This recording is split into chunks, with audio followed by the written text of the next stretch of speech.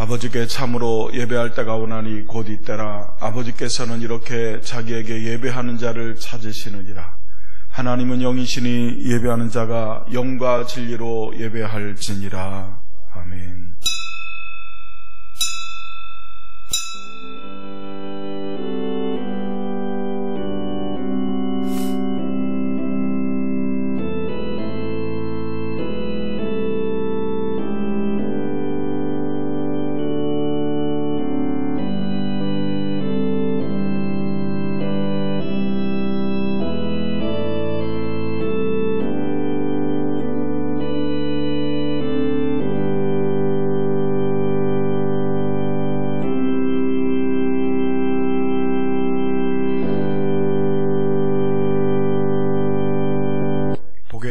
되시는 하나님 아버지, 사랑하는 모든 성도들이 복의 근원 되시는 하나님 앞에 나와 예배할 때에 하나님께서 우리에게 복이 되심을 알게 하옵소서.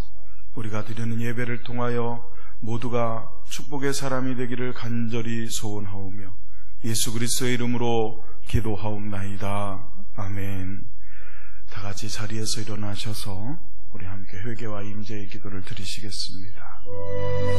하나님 아버지, 주님 은혜를 감사합니다. 한 주간의 삶을 뒤돌아볼 때에 참으로 믿음이 연약하고 나약하여서 하나님의 말씀에 순종하지 못하고 또 주님의 뜻대로 살지 못했던 우리의 나약하고 연약한 모습들을 봅니다. 주여 우리를 긍휼히 여기시고 주여 우리를 불쌍히 여기사 주의 은혜로 죄사함을 얻게 하옵소서. 다시 한번 힘을 얻게 하시고 주께서 우리와 함께 하시는 은혜를 통하여서 연진 환한 세상을 살아갈 때 오직 믿음으로 승리하는 자들이 되게 하시고 하나님의 은혜로 선자들이 될 수 있도록 주님 인도해 주시고 역사해 주옵소서. 오늘도 드리는 예배 가운데 하나님 함께 하심을 간절히 소원하오며 예수 그리스도의 이름으로 기도하옵나이다. 아멘. 찬송가 1장 함께 찬양 드리시겠습니다.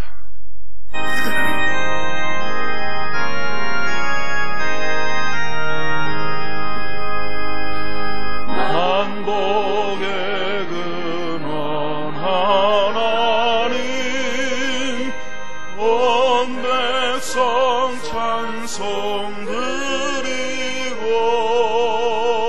저 천사여 찬송하세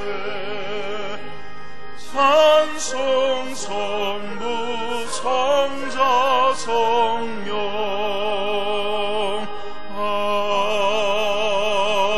아멘. 교독문 35번 함께 교독하시겠습니다. 만군의 여호와여, 주의 장막이 어찌 그리 사랑스러운지요. 내 마음과 육체가 살아계시는 하나님께 부르짖나이다. 주의 제단에서 참새도 채집을 얻고 제비도 새끼들 보금자리를 얻었나이다.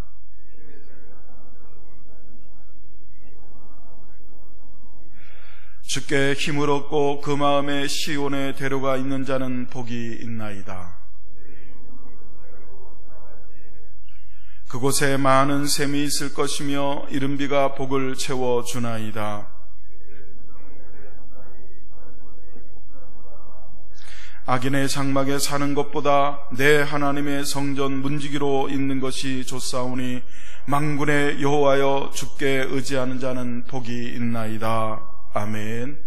전능하사 천지를 만드신 하나님 아버지를 내가 믿사오며 그 외아들 우리 주 예수 그리스도를 믿사오니 이는 성령으로 잉태하사 동정녀 마리아에게 나시고 본디오 빌라도에게 고난을 받으사 십자가에 못 박혀 죽으시고 장사한 지 사흘 만에 죽은 자 가운데서 다시 살아나시며 하늘에 오르사 전능하신 하나님 우편에 앉아 계시다가 저리로서 산자와 죽은 자를 심판하러 오시리라.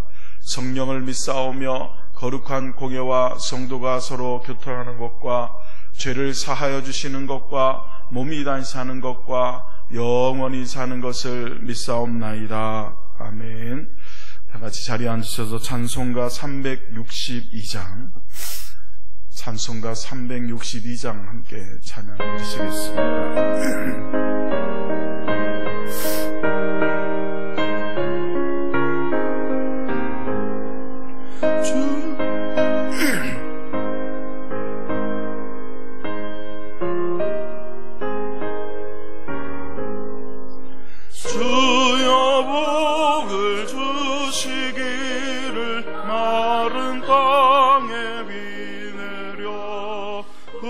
풍성하게 함과 같이 은혜 내려주소서.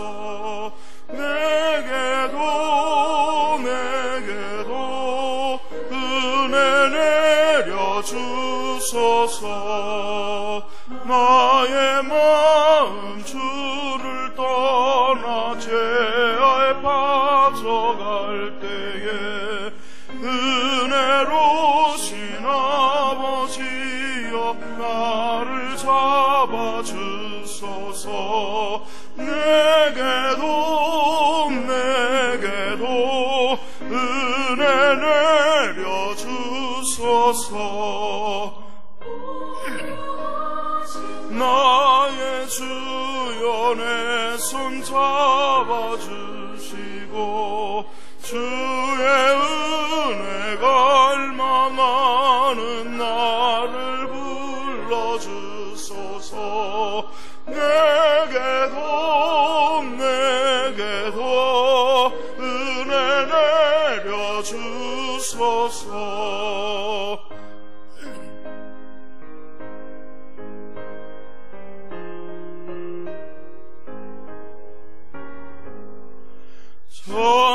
전능하신 성령이여 나의 길을 밝히사 능력 있는 주의 말씀 바로 듣게 하소서.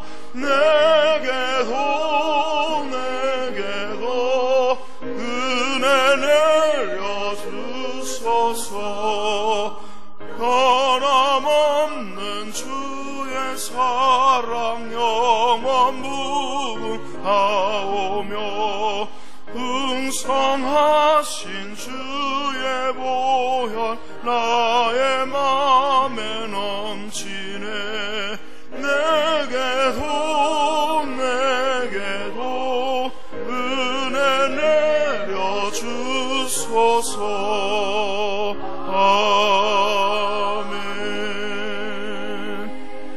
이 시간 우리 다 같이 함께 마음을 모아서 기도하시겠습니다. 기도하십니다. 하나님 아버지, 은혜와 사랑을 감사드리며 힘들고 어려운 시기를 지나가고 있는 인류가 이 시기에 하나님의 은혜를 다시 생각하게 하옵소서. 오직 주님을 의지하는 믿음 가져 주님 앞에 나오게 하옵소서. 세상이 우리를 비난하고 조롱할 때에 주님의 영광을 바라보며 견뎌내게 하시고 십자가 그 조롱과 그 비난과 그 아버지 하나님 고통을 참으셨던 예수 그리스도를 바라보며 이기게 하옵소서. 승리케 하옵소서. 우리의 믿음 흔들리지 않게 하시고 주의 사랑과 주의 능력으로 붙들어 주옵소서. 힘을 주옵소서. 견디게 하옵소서. 주님 이겨내게 하옵소서.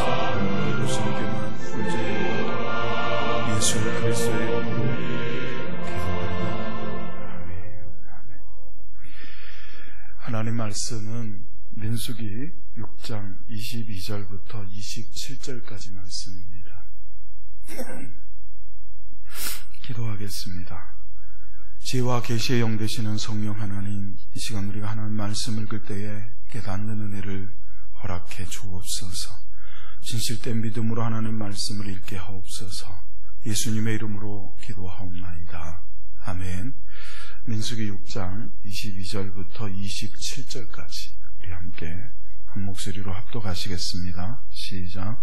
여호와께서 모세에게 말씀하여 이르시되 아론과 그의 아들들에게 말하여 이르기를 너희는 이스라엘 자손을 위하여 이렇게 축복하여 이르되 여호와는 내게 복을 주시고 너를 지키시기를 원하며 여호와는 그의 얼굴을 내게 비추사 은혜 베푸시기를 원하며 여호와는 그 얼굴을 내게로 향하여 드사 평강 주시기를 원하노라 할지니라 하라. 그들은 이같이 내 이름으로 이스라엘 자손에게 축복할지니 내가 그들에게 복을 주리라. 아멘. 기도하겠습니다.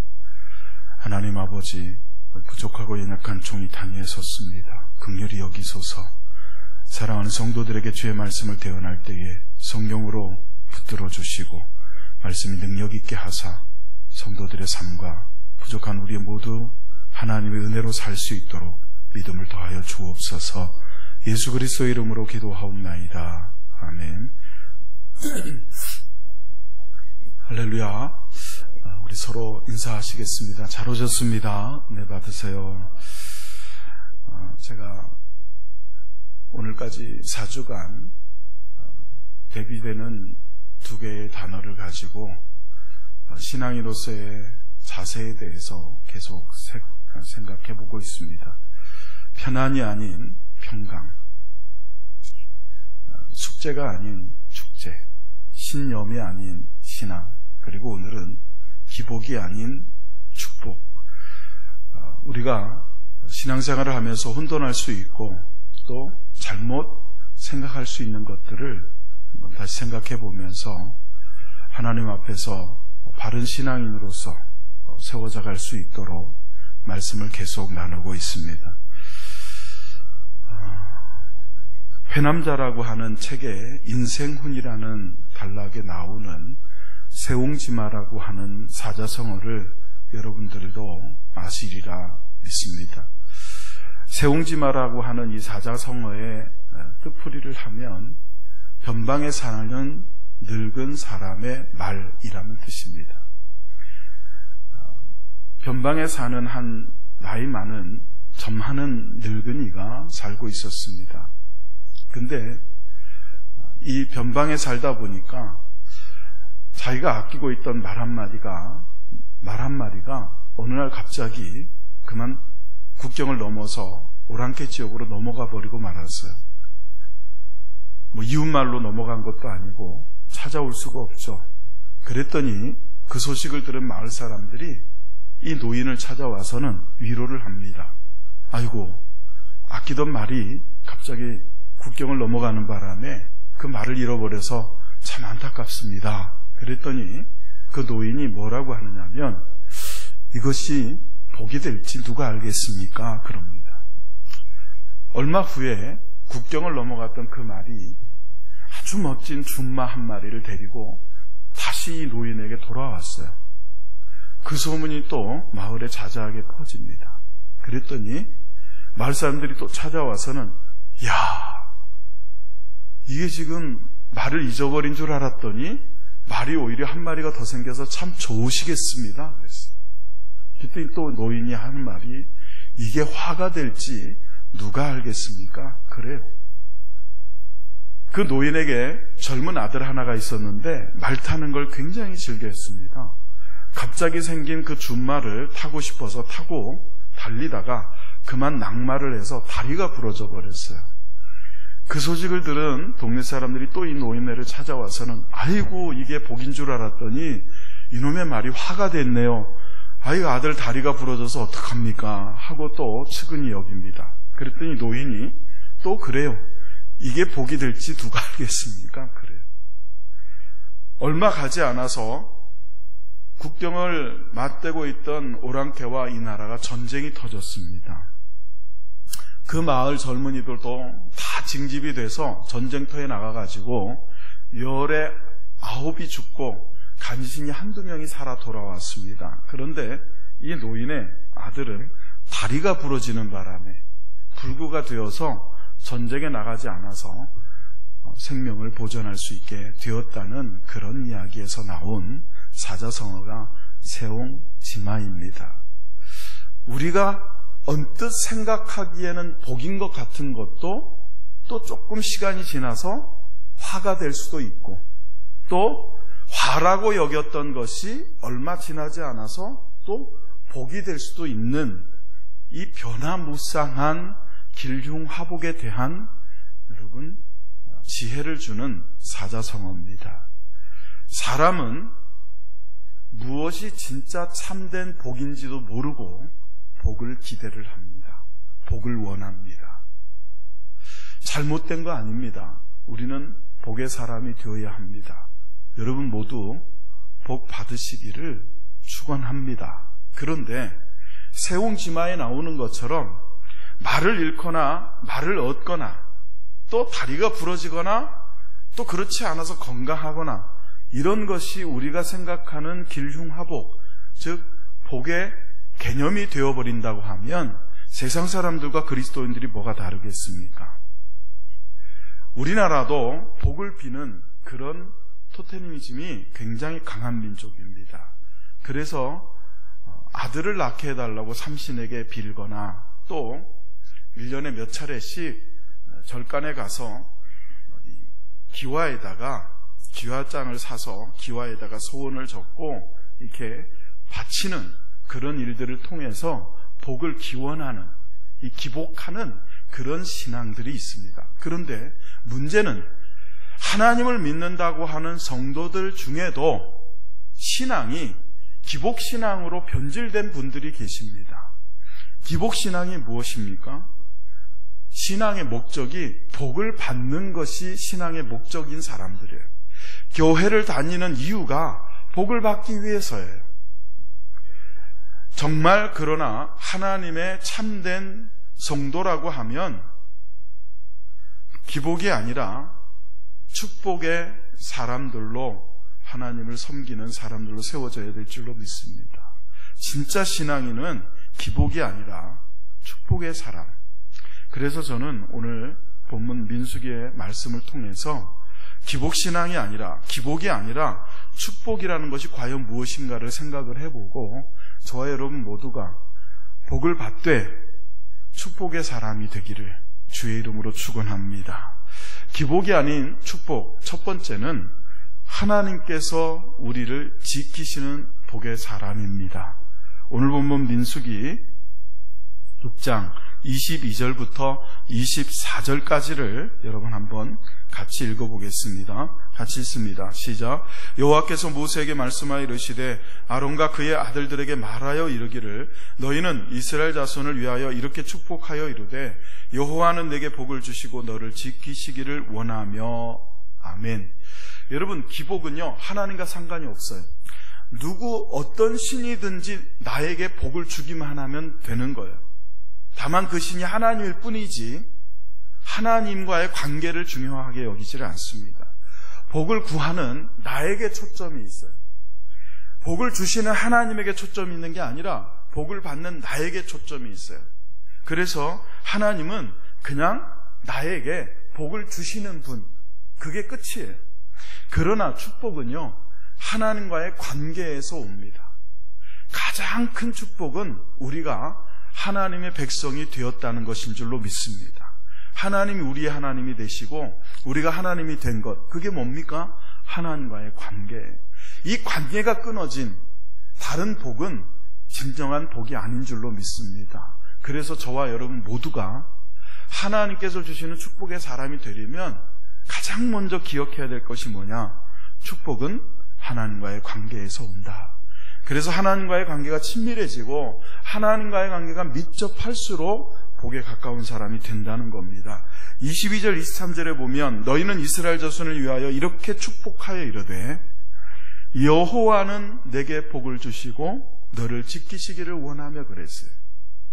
복을 주시는 분이 누구이신지가 가장 명확하게 나타나야 합니다. 우리에게 복을 주시는 분이 누구냐? 여호와는 그랬어요. 여호와는 오늘 본문의 말씀에 세 가지 기복이 아닌 축복의 메시지가 담겨져 있는데 그 세 가지 축복의 메시지 중에 맨 서두에는 항상 여호와는 이렇게 말씀하고 있어요. 여호와는 내게 복을 주시고 너를 지키시기를 원합니다. 저도 똑같이 여러분을 축복합니다. 여호와 하나님이 여러분을 복을 주시고 여러분에게 복을 주시고 여러분을 지키시기를 원합니다. 이것이 기복이 아니라 축복의 첫 번째 가장 중요한 원리입니다. 신학자 매튜 헨리의 글에 이런 글이 있습니다. 유대 랍비들은 다음과 같은 경고들을 한다고 합니다. 유대인들이 랍비를 찾아와서 나를 좀 축복해 주십시오 할 때 랍비들이 자신에게 축복의 기도를 원하는 사람들에게 먼저 이렇게 얘기를 한다는 거예요. 당신들은 나의 이 허름한 모습을 보고 또 그것을 생각하면서 이 사람이 나에게 어떻게 축복을 줄 수 있을까 생각하지 마라. 축복을 비는 사람은 나이지만 축복을 주시는 분은 만군의 주 하나님이시기 때문이다. 여러분, 누가 축복을 하든 하나님께서 주시는 복이 그 사람에게 임하기를 원하는 거예요. 기도하는 사람이 복을 주는 게 아니에요. 하나님께서 주시는 겁니다. 우리는 여호와 하나님께서 주시는 복을 받은 사람인 줄로 믿습니다. 그렇게 믿는 사람들에게 하나님은 복의 근원이 되십니다. 하나님께서는 이 복을 통하여 우리를 지키신다 그랬어요. 여러분, 코로나 때문에 우리가 참 어려운 그런 시기를 건너가고 지나가고 있습니다. 인생을 살다 보면 하나님께서 좀 우리를 지켜주시기를 간절히 원할 때가 있습니다. 그런데 그 지켜주시기를 원할 때도 가장 중요한 게 뭐냐? 지켜주시는 것보다 하나님이 더 중요하다는 거예요. 하나님께서 우리를 지키신다 할 때 이 지키다라는 동사가 샤마르라는 히브리어를 쓰고 있습니다. 이 샤마르라는 것은 하나님의 돌보심과 보호하심을 뜻합니다. 하나님께서 마치 어머니가 아이를 돌보듯이 저와 여러분을 돌보고 계시고 저와 여러분을 보호하신다는 거죠. 여러분과 저는 하나님의 돌보심과 보호하심 없이는 살 수 없는 줄로 믿습니다. 바이러스는 마스크로 막을 수 있지만 우리의 인생의 어려움과 우리 인생의 죄와 우리 인생의 여러 가지 어두운 세력들은 하나님께서 막아주셔야 우리는 보호를 받고 돌보심을 받을 수 있다는 겁니다. 그런데 인류가 과학이 발달할수록 생겨지는 교만이 있습니다. 그게 뭐냐면 하나님과 멀어지는 거예요. 과학이 발달할수록 하나님을 의지하지 않아요. 과학이 점점 나아질수록 생활이 편리해지고 기술이 발달할수록 인류는 점점 하나님의 보호하심과 돌보심에 관심이 없습니다. 과학의 힘으로 보호를 받고 과학의 힘으로 돌봄을 받으려고 하는 그런 교만에 빠지게 된다는 거죠. 1969년 7월 16일 미국은 아폴로 11호를 달로 쏘아 올립니다.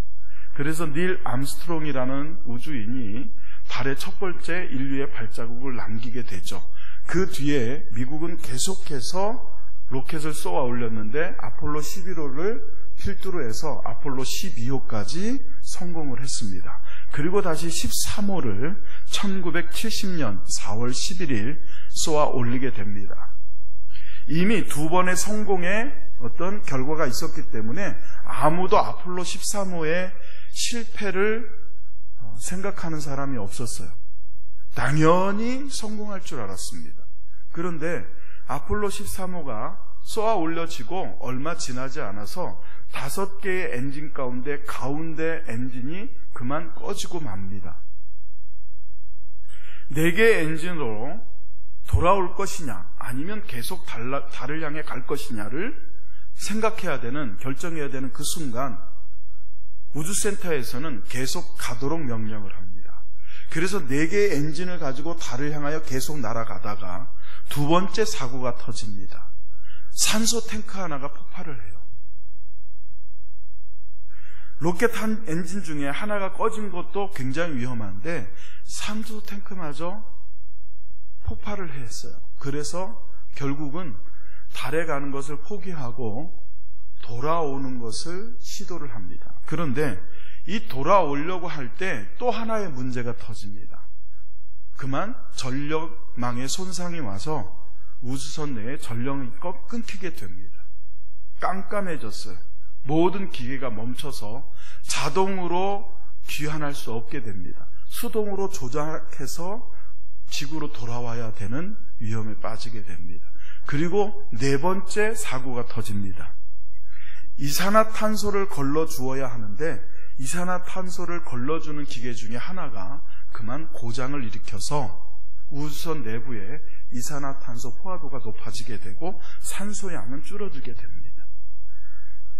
휴스턴에 있던 항공기지와 우주선 안에 있던 3명의 우주인들은 서로 교신을 하면서 급조해서 이산화탄소 제거기를 만들어요. 놀라운 일이죠. 그렇게 해서 간신히 여러 가지 문제들을 해결을 해가면서 지구로 귀환하는데 대기권을 통과할 때 약 3분 정도 통신이 끊기게 된다고 합니다. 기술적으로. 그런데 이 3분이 지나서 4분이 지나기 시작하면, 통신 두절된 지 4분이 지나기 시작하면 지구 귀환이 실패한 걸로 여겨도 좋을 정도의 시간이라고 그래요. 그런데 대기권에 진입한 아폴로 13호가 무려 4분, 5분, 6분이 지나도 통신이 회복되지를 않았어요. 그래서 휴스턴에 있던 이 우주기지에서는 그만 모든 우주인들이 귀환하다가 목숨을 잃고 실패했다고 생각을 했습니다. 그런데 6분이 지나서 기적 같은 일이 생깁니다. Hello, 휴스턴. 우주인들로부터 무선이 들어온 거예요. 이 귀한 소식을 전해들은 당시 닉슨 대통령은 훌륭한 실패라고 이 과정을 묘사했다고 합니다. 나중에 밝혀진 거지만 이 4가지 고장을 일으킬 확률은 100만 분의 1의 확률이었다고 합니다. 인류가 아무리 과학적으로 발달을 하고 기술적으로 높은 수준의 기술을 가지고 있어도 100만 분의 1의 사고의 위험을 통해서 사고는 언제든지 생길 수 있는 겁니다. 이 일을 계기로 해서 미국 국민들은, 저는 참 대단한 게, 모르겠어요. 지금부터 한 50년 전, 40-50년 전 이야기이기는 하지만 50년이 지난 지금도 여전히 지금 미국인들 가운데는 굉장히 보수적인 기독교인들이 나라를 위해서 기도하고 있는 기도의 나라라고 믿고 있습니다만은 50년 전에는 더더군다나, 여러분, 이런 어려움이 생겼을 때 미국이라는 나라가 어떻게 했느냐.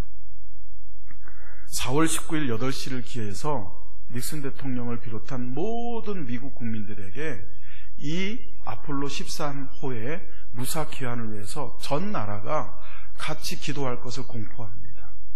우리나라에선 생각도 못할 일이죠. 근데 미국이라는 나라는 그렇게 공포를 하고 온 나라가 대통령부터 모든 국민들이 하나님께 기도했어요. 조찬 기도회 때 레너드 국방장관은 그의 간증에서 이런 고백을 합니다. 지금 미국은 가장 강력한 국방의 힘을 가지고 있습니다. 지금 미국은 가장 강력한 경제의 힘을 가지고 있습니다. 지금 미국은 가장 강력한 과학과 기술의 힘을 가지고 있습니다. 그러나 그런 미국이라고 할지라도 하나님의 은혜와 하나님의 은총 없이는 아무것도 아닙니다 라고 고백을 했습니다.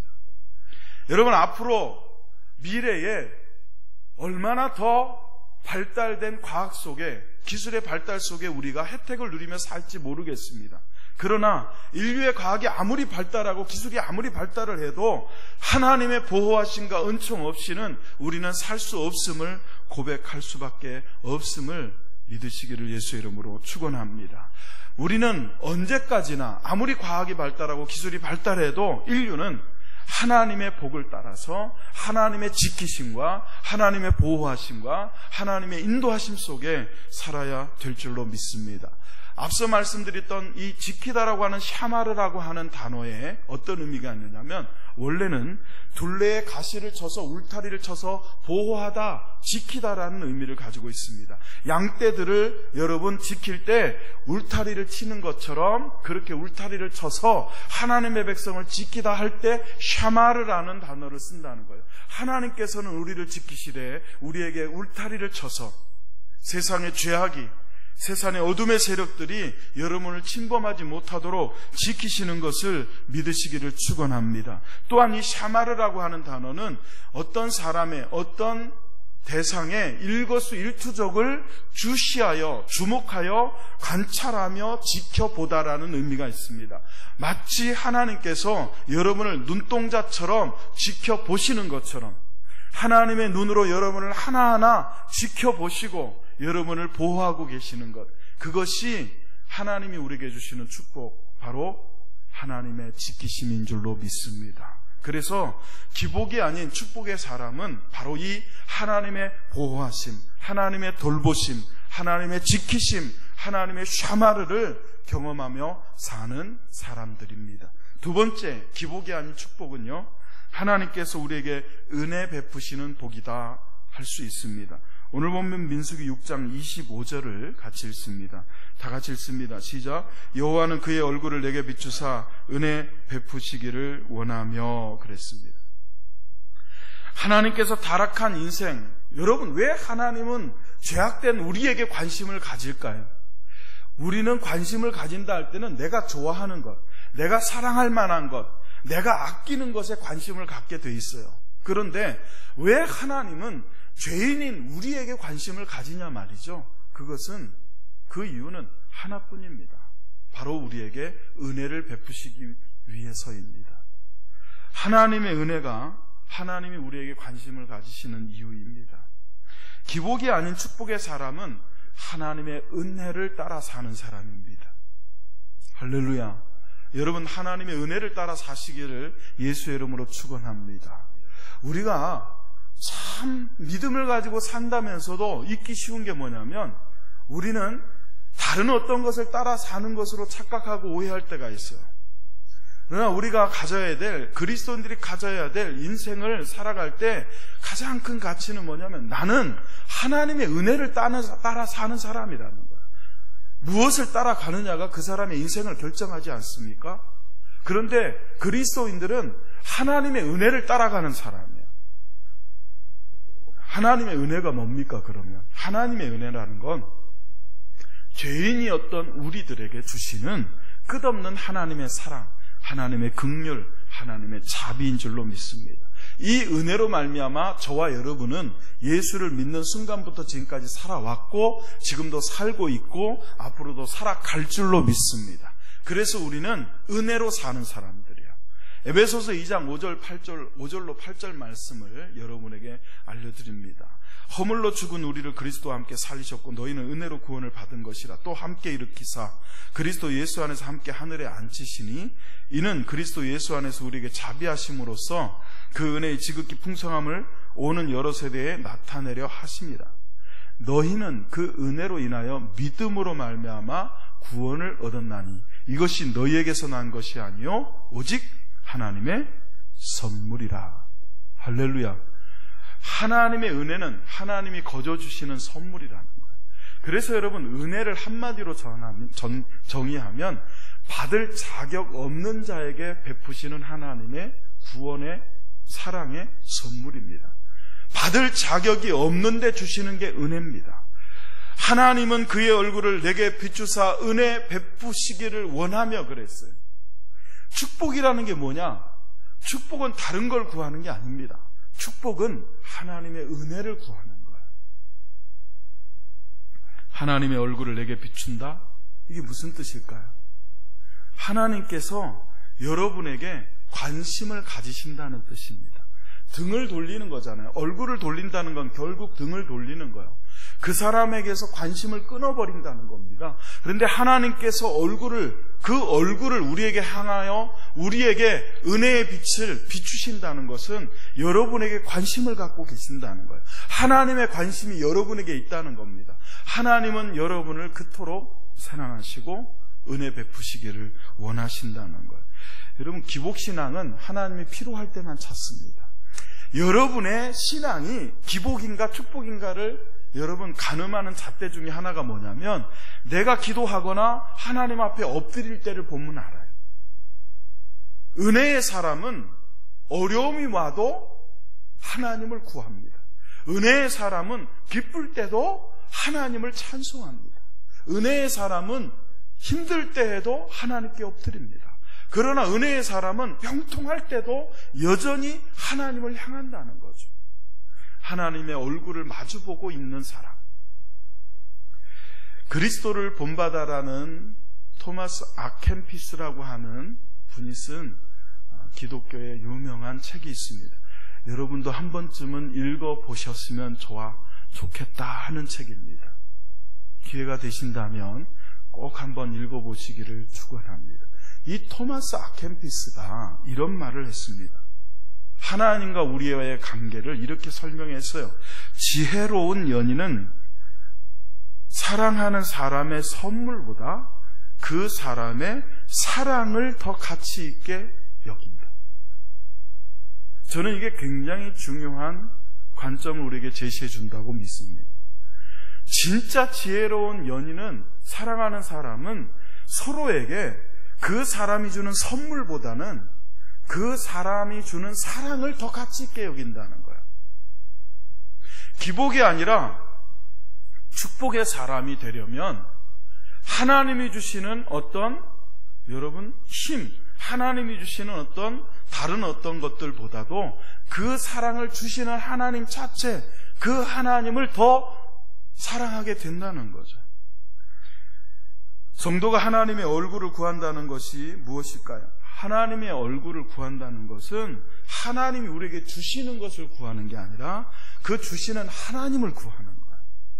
부부가 한참 사랑할 때는요, 그 사람이 나한테 뭘 줘서 사랑하는 게 아니에요. 그 사람이 좋은 거죠. 그런데 사랑이 식어지면 뭐 어떻게 합니까? 그 사람이 그 사람이 나에게 뭘 줘야 사랑할 수 있는 그런 관계로 변질되고 말아요.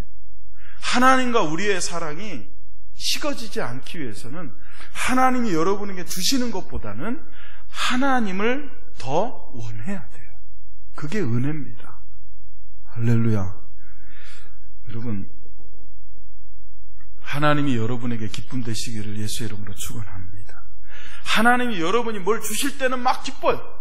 그런데 하나님이 여러분에게 뭘 주시지 않는 것처럼 느껴질 때는 막 다운이 되고 하나님과의 관계가 멀어져. 이거는 기복이에요.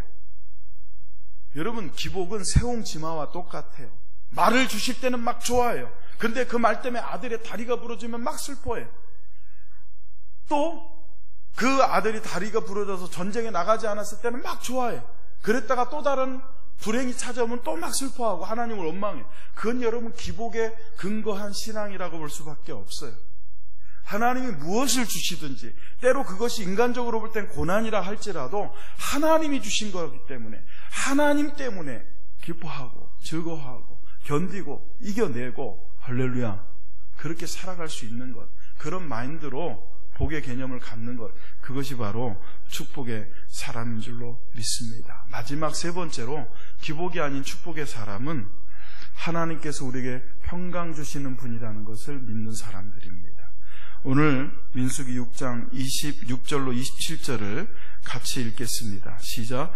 여호와는 그 얼굴을 내게로 향하여 드사 평강 주시기를 원하노라 할지니라 하라.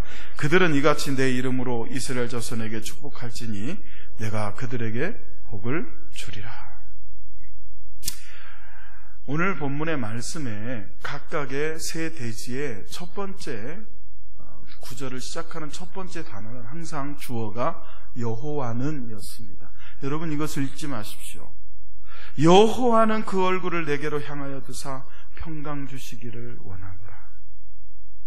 얼마 전에도 제가 편안이 아닌 평강이라는 말씀의 주제를 가지고 여러분에게 말씀을 전해드렸기 때문에 평강에 대해서는 다시 말씀을 드릴 필요가 없다 생각을 하지만, 오늘 본문에 기복이 아닌 축복의 메시지 마지막 세 번째가 평강이기 때문에 다시 한번 평강에 대해서 생각을 해보려고 합니다. 먼저는 여호와는 그 얼굴을 내게로 향하여 드사 그랬어요. 여기 내게로 향하여 드사라고 하는 이 부분을 히브리어 원어로 보면 어떤 의미가 있냐면 열정적으로 바라보다, 주시하여, 주목하여 바라보다, 그런 뜻입니다. 제가 지금 여기에 서서 여러분을 바라볼 때 제 시야가 한 이 정도 됩니다. 여기서 만약 누가 움직이면 여기서 움직이는 게 보여. 제 손이 지금 움직이는 게 보입니다. 여기를 봐도. 이게 시야입니다. 그런데 여기 얼굴을 내게로 향하여 드사 할 때 이 표현은 어떤 표현이냐면 이렇게 시야 안에 들어오는 건 모든 것을 이렇게 그냥 바라보다 이런 뜻이 아닙니다. 여기 얼굴을 내게로 향하여 든다는 건 이렇게 해서 제가 양철원 집사님을 바라보듯이 이렇게 주목해서 이분만 보는 거예요. 옆에 다른 분이 앉아 계신 게 보이지만 양철원 집사님만 보는 것. 이게 바로 그 얼굴을 내게로 향하여 드사의 의미입니다. 하나님은 여러분을 그렇게 보신다는 거예요.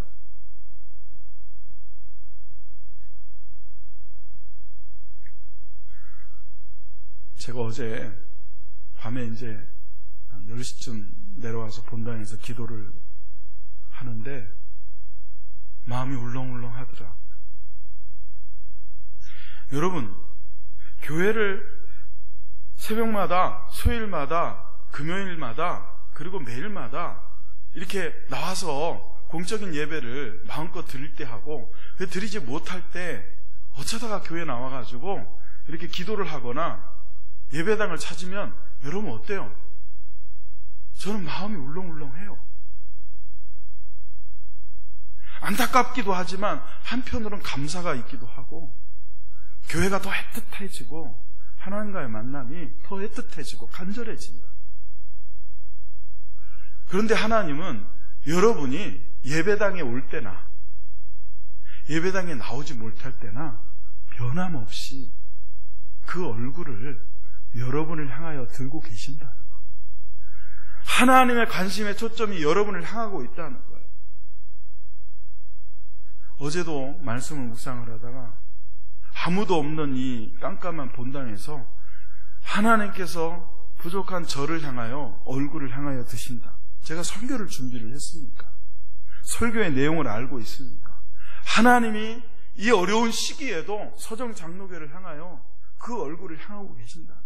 여러분을 향하여 관심을 갖고 계신다. 하나님의 눈에는 여러분만 보인다는 거예요. 할렐루야. 여러분, 사람은요, 내가 한 사람을 주목해보면 그 사람만 봐요. 근데 하나님은 하나님이시기 때문에 여러분 각각을 다 주목하여 보고 계실 수 있는 거예요. 기복이 한 축복의 사람은 하나님께서 계속해서 관심과 사랑을 베푸신다는 걸 느끼고 경험하며 사는 거예요. 하나님은 나를 사랑하신다는 걸 알고 사는 사람인 거죠. 그 관심과 사랑의 절정. 여러분, 꽃이 보면 여기 예쁜 꽃이 있는데 이 꽃을 보면 줄기도 있고 잎사귀도 있잖아요. 하나님의 사랑과 관심의 꽃이라고 하면 그게 평강입니다. 여러분, 이거는 연세 많으신 분들한테 여쭤보세요. 느끼실 거예요. 다른 게 다 갖추어져 있어도요, 마음의 평강이 깨지면 불행해집니다. 근데 먹을 게 좀 부족하고 살 집이 좀 뭐라 그럴까요? 좀 이렇게 낡고 남들만큼 많이 갖지 못해도요, 마음의 평화가 있으면요, 마음의 평강이 있으면 그 삶이 참 행복한 거예요. 여기 있는 줄기, 여기 있는 잎사귀가 신앙의 여러 가지 것이 될 수 있지만 그 꽃은, 그 절정은 하나님이 주시는 평강이에요.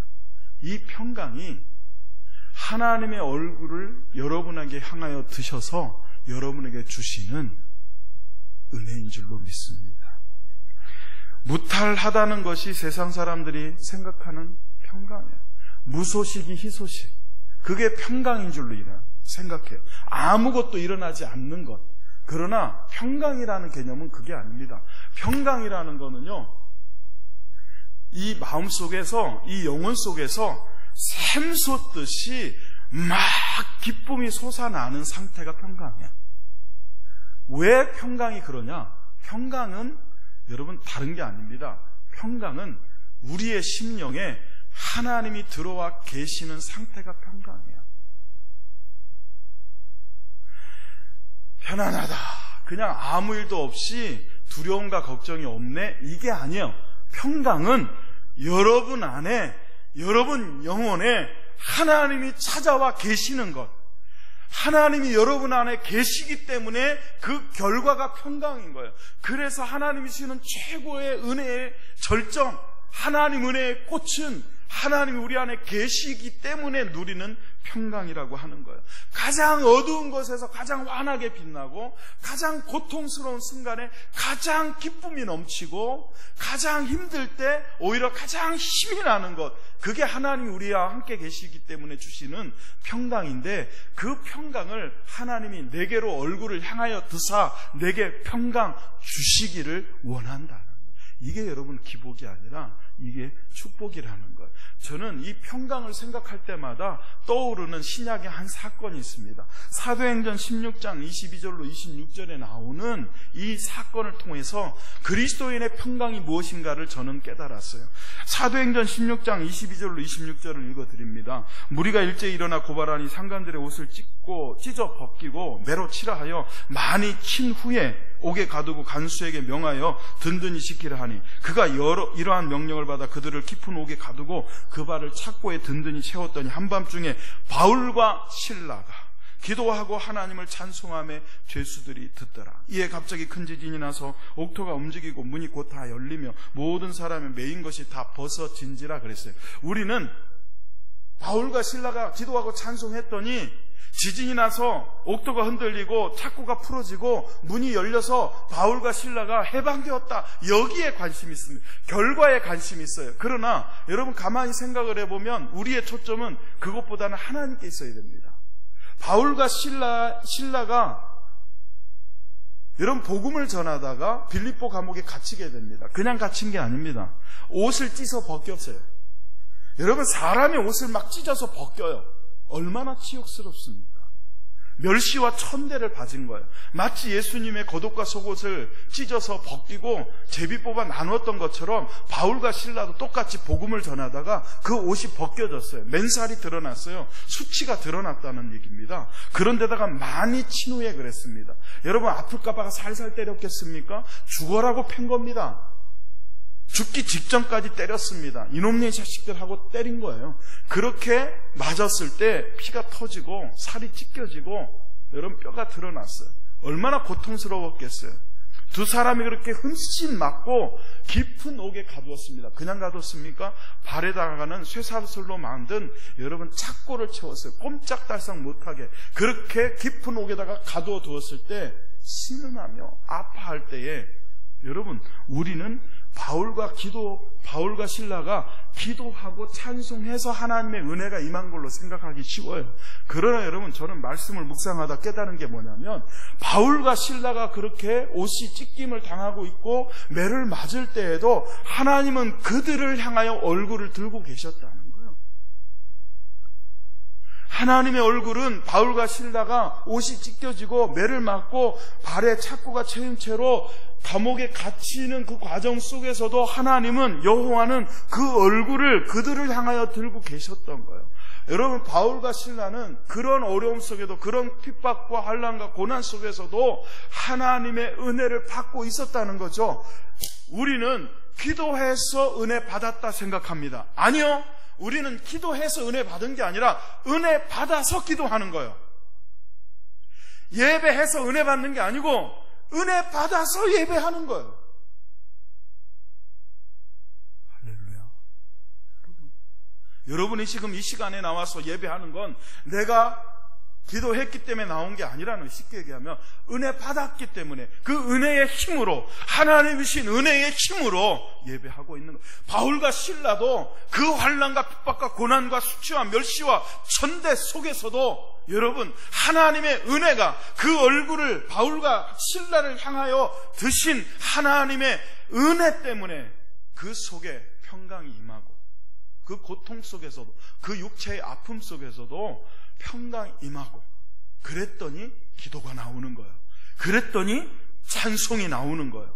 그렇게 하나님의 평강이 임해서 하는 기도, 그렇게 하나님의 평강이 임해서 하는 찬송이 힘이 있고 능력이 있으니까 옥토가 흔들리고 착고가 벗겨지고 할렐루야 복음을 전하게 되는 거예요. 그게 축복입니다. 바울과 실라가 이 평강의 축복을 받아 누렸던 이유는요, 평강의 꽃, 평강의 실체이신 예수 그리스도께서 마치 사드락과 메삭과 아벳느고가 7배나 뜨거운 풀무불 속에 던져졌을 때에 신의 형상을 한, 하나님의 아들의 형상을 한 한 사람이 그 셋과 함께 그 풀무불 속에 같이 있는 것이 보였던 것처럼, 바울과 실라가 그 감옥 속에 던져졌을 때에 평강의 실체이신 예수 그리스도께서 그들과 함께 계셨기 때문이다. 저는 그렇게 믿고 확신합니다. 여러분 옆에, 여러분 좌우에, 여러분 앞에, 여러분 위에, 여러분 영혼 안에 하나님이 계시는 평강이, 예수 그리스도께서 여러분과 함께 하시는 이 평강이 이 코로나의 어려움 속에서도 있기를 예수의 이름으로 축원합니다. 기복이 아닌 축복의 사람을 판가름하는 가장 중요한 두 가지 기준점이 있습니다. 오늘 말씀을 통해 정리해 볼 때 가장 중요한 것 두 가지. 첫째는 내가 원하는 복이냐, 아니면 하나님께서 주시는 복이냐. 이게 기복과 축복의 중요한 잣대가 되어야 됩니다. 내가 원하는 것을 하나님이 주시기만 하는 것, 그건 기복입니다. 그러나 하나님이 주시는 것은 무엇이든지 복인 줄로 알고 믿음으로 받는 것, 그건 축복입니다. 두 번째, 하나님께서 주시는 복이 우선이냐, 즉 하나님이 주시는 것이 먼저냐, 아니면 그 복을 주시는 하나님이 내게는 우선이냐. 이것이 기복과 축복의 사람 중요한 기준점이 됩니다. 이렇게 기복이 아닌 축복, 즉 하나님이 우선이고 하나님이 주신 것보다는 하나님이 우선이고 내가 원하는 것보다는 하나님이 주시는 것이라면 무엇이든지 아멘할 수 있는 이것, 이 축복의 사람들에게는 하나님이 세 가지 축복을 주신다는 것. 첫째, 여러분을 지키시는 복을 주십니다. 두 번째, 여러분을 죄에서 구원하셨던 그 값없이 주시는 은혜의 선물, 그것이 두 번째 복입니다. 마지막 세 번째, 하나님은 그 얼굴을 여러분을 향하여 드사 여러분이 어디든지 여러분과 함께 하심으로 여러분 안에 평강을 주시는 그 복을 주실 줄로 믿습니다. 사랑하는 성도 여러분, 하나님이 우리와 함께 하시는 이 복이 여러분에게 넘치시기를 원합니다. 들은 말씀 붙잡고 하나님, 제가 기복이 아니라 축복의 사람 되게 하옵소서. 함께 기도하시겠습니다. 하나님 아버지, 주님 은혜를 감사합니다. 우리가 세상 사람들이 원하는 것처럼 아버지 하나님 아들 낳기를 원하고 또 잘 되기를 원하고 아버지 하나님 좋은 직장 얻기를 구하고 좋은 대학에 내 아들 내 딸이 입학하기를 원하고 하는 일마다 정말 잘 되어서 부자로 사는 것이 우리의 복의 개념이 되지 않도록 주님 지켜 주옵소서. 오늘 말씀처럼 아버지 하나님, 하나님 우리를 지키시는 복을 얻게 하옵소서. 또한 아버지 하나님, 은혜 베푸시는 복을 받는 자들이 되게 하시고 평강의 복이 넘치는 자들이 되어서 기복이 아니라 축복의 사람들 되기를 간절히 소원합니다. 예배를 드리는 모든 성도들이 하나님께서 주시는 것 자체보다는 그 주시는 하나님을 더 원하게 하시고 아버지 하나님, 내가 원하는 것보다는 하나님께서 계획하시고 뜻하신 바대로 우리를 이끄시고 인도하시는 놀라운 축복의 사람들이 될 수 있도록 역사해 주옵소서. 예수 그리스도의 이름으로 기도합니다. 아멘. 할렐루야. 우리 서로 인사하시겠습니다. 축복의 사람이 됩시다. 그렇게 인사하시겠습니다. 축복의 사람 되시기를 예수의 이름으로 축원합니다. 이 코로나 때문에 우리가 세월이 어떻게 가는지도 모르고 지금 지나가고 있는데, 그러다 보니까 어느덧 다음 주가 우리 서정 장로교회 창립 기념주일입니다. 저희 교회가 창립된 지 37주년이 되는 37살이 되는 창립 기념주일. 그래서 다음 주일은 좀 코로나 때문에 어떻게 상황이 바뀔지 또 어떻게 될지 모르겠지만 어쨌든 우리가 기도하면서 기쁨으로 하나님께서 이 땅에 서정장로교회를 세우신 귀하고 복된 날 축하 예배, 감사 예배 그렇게 드리려고 하니까 기도하시면서 지금도 나와서 예배 드리고 계시지만 다음 주 잊지 마시기를 부탁을 드립니다. 건강에 유의하시고요. 일교차가 많이 심합니다. 그리고 저희 교회에 제가 밴드에다가 도곡기도 제목을 올려놨습니다. 밴드에 아직 가입되지 못하신 분들은 저에게 말씀하시면 제가 가입할 수 있는 URL을 보내드릴 테니까 여러분 받으시고요. 가입하셔서 함께 기도하는 그런 시간이 됐으면 좋겠습니다. 다 같이 일어나셔서 드려진 예물을 위해서 기도하겠습니다. 하나님 아버지 감사합니다. 하나님께서 우리에게 주신 복을 세어보니 정말 우리는 복의 사람들입니다. 그 은혜에 감격하여 귀하에게 구별하여 드리는 11조를 받으시고 하나님께서 갚아주시어서 어려운 이 시기에 물질로 고통당하지 않도록 역사해 주옵소서. 감사의 예물 드린 손길들마다 감사의 제목이 더 늘어나게 하시고 각종 예물을 드린 손길들 일일이 기억하사 섬기고 또 사랑하는 일에 믿음으로 사는 일에 머리 될지언정 꼴이 되지 않게 하여 주옵소서. 예수 그리스도의 이름으로 축복하고 기도하옵나이다. 아멘. 하늘에 계신 우리 아버지여, 이름이 거룩히 여김을 받으시오며 나라의 마옵시며 뜻이 하늘에서 이룬 것 같이 땅에서도 이루어지이다. 오늘날 우리에게 일용할 양식을 주옵시고 우리가 우리에게 죄진 자를 사하여 준 것 같이 우리 죄를 사하여 주옵시고 우리를 시험에 들게 하지 마옵시고 다만 악에서 구하옵소서. 대개 나라와 권세 영광이 아버지께 영원히 싸움나이다. 아멘. 이제는 우리 구주 예수 그리스도의 크신 은혜와 하나님 아버지의 극진하신 사랑하심과 성령님의 내주하시고 교통하심이 기복이 아닌 축복의 사람 되기를 원하는 모든 성도들의 머리 위에와 나라 민족과 교회 위에 서정 장로 교회 위에 이제로부터 영원토록 함께 있을지어다. 아멘.